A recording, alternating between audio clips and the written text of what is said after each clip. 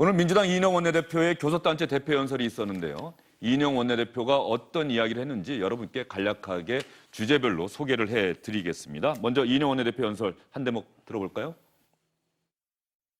국회를 대화와 타협의 장으로 만들자던 선진화법은 난폭하게 무력화되었고 민의의 전당은 갈등과 파열음만 증폭되었습니다. 저와 민주당은 솔직히 자유한국당의 책임이 크다고 생각합니다. 그러나 오늘 그 주장을 앞세우지 않겠습니다. 비례대표제도를 폐기하고 전부 지역구 선출로 대체하자는 자유한국당의 선거법 개정안은 분명 어깃장이었습니다. 자유한국당의 전향적 자세 변화를 촉구합니다. 자유한국당은 패스트트랙이 무효라는 주장을 중단하고 선거제도 개혁에 함께 동참하시길 정중하게 요청합니다. 선거제도 개혁과 관련해서 비례대표제 폐지를 요구하고 있는 자유한국당의 주장은 어깃장이다 이렇게 이야기를 하니까 자유한국당 의석 쪽에서 야유와 항의의 목소리가 나왔다는 건데요. 이인영 원내대표가 선거제도 개혁, 지금 민주당이 상당히 골치 아픈 상황 아닙니까? 정치개혁특위위원장을 민주당이 맡아야 한다고 야3당, 자유한국당을 제외한 야3당이 요구하고 있는 상황에서 선거제도 개혁에 앞으로도 전력을 다하겠다.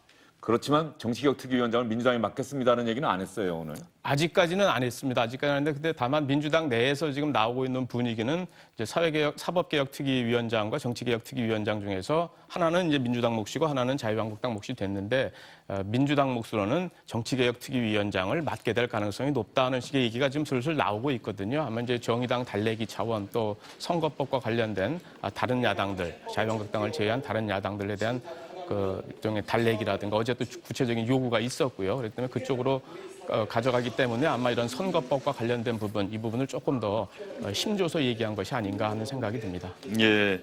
그런데 왜 그 문제와 관련해서 정치개혁특위위원장을 민주당이 맡겠습니다는 얘기를 이렇게 쉽게 안 할까요?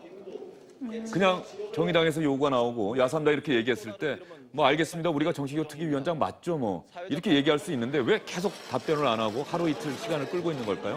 내부에서 어떤 다른 얘기가 있는 건 아닙니까? 내부에서도 정개특위위원장을 맡는 게 자연스럽다는 목소리가 더 높은 걸로 알고 있습니다. 다만 이게 뭐 의총에서 완전히 의결된 게 아니니까 네. 그렇게 단정적으로 말하기에는 아직은 무리가 있다는 생각이 들고요. 저는 정의당에서 정개특위위원장 자리 욕심이 나서 계속해서 요구하고 있다고 생각하지 않거든요.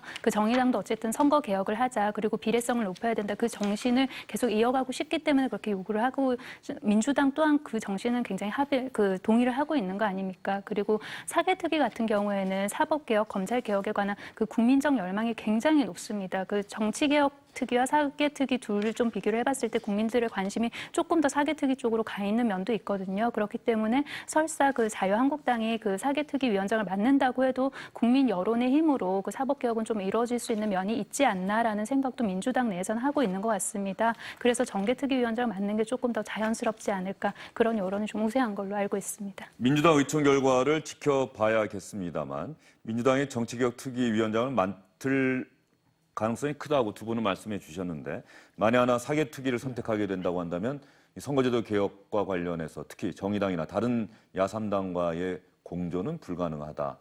민주당이 상당히 고심이 되긴 하겠어요. 청와대는 선거제도 개혁도 중요하지만 또 검경수사권 조정도 대단히 중요하다는 생각을 갖고 있고 오죽하면은 조국 민정수석 법무부 장관 기용설이 나오겠습니까? 네, 그렇습니다. 바로 문재인 대통령이 책에도 남겼듯이 지금 패스트트랙에 올라간 고위공직자 범죄수사처 설치, 검경수사권 조정, 굉장한 애정을 갖고 있단 말이죠.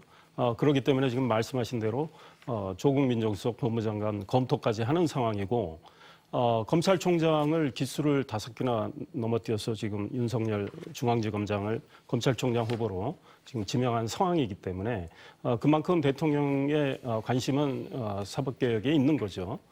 그러나 지금 현실적으로 국회를 가동하는 상황에서 정의당과 민주평화당, 나아가서 이제 바른미래당 일부와 민주당 입장에서는 입법공조를 해야 되니까, 게다가 이제 그 작은 야3당이 지금 정개특위위원장을 민주당이 맡으라고까지 요구한 상황에서 민주당은 고민을 할 텐데 아마 당내에서 아마 의총에서 이제 정리가 되겠지만 정개특위위원장을 민주당이 맡는 쪽으로 그렇게 가닥을 잡지 않을까 생각을 합니다.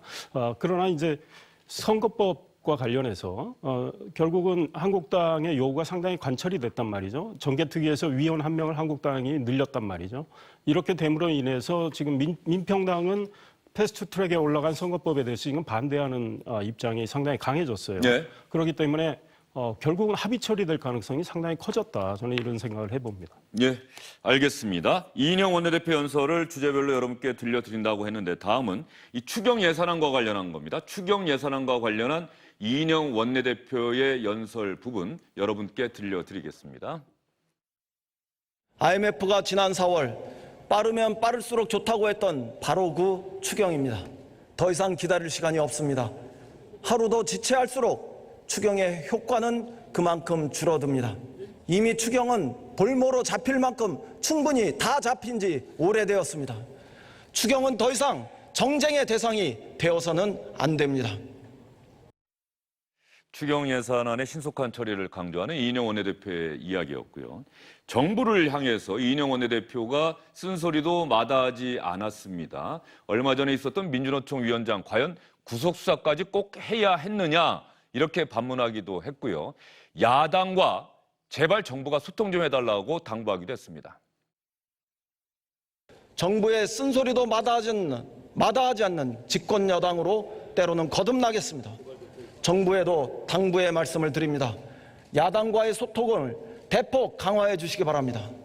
때에 따라서는 정부가 여당보다 야당과 먼저 협의해도 좋습니다. 때에 따라서는 정부가 여당보다 야당과 먼저 협의해도 좋겠습니다. 그런데 정부가 정말 여당보다 야당하고 먼저 협의할 수가 있을까요? 뭐 쉽지는 않겠죠. 예. 지난번에 그 산불 대책에서 야당이 차관들을 불렀을 때 그걸 다 일단 모두 거부됐던 그런 모두 불참했었죠. 전례를 네. 보게 되면은 쉽지는 않겠지만 어쨌든 간에 지금 이인영 원내대표가 한 얘기는 본인이 원내대표 출마를 하면서부터 일종의 그 비문계로서 나름대로 당선될 때 했던 얘기 중에 하나가 정부에 대해서 해야 되는 얘기 하겠다. 그리고 당내에서도 청와대의 거수기처럼 행동하지는 않겠다. 이런 메시지를 지속적으로 던져왔던 것에 대한 연장선상인 것 같고요.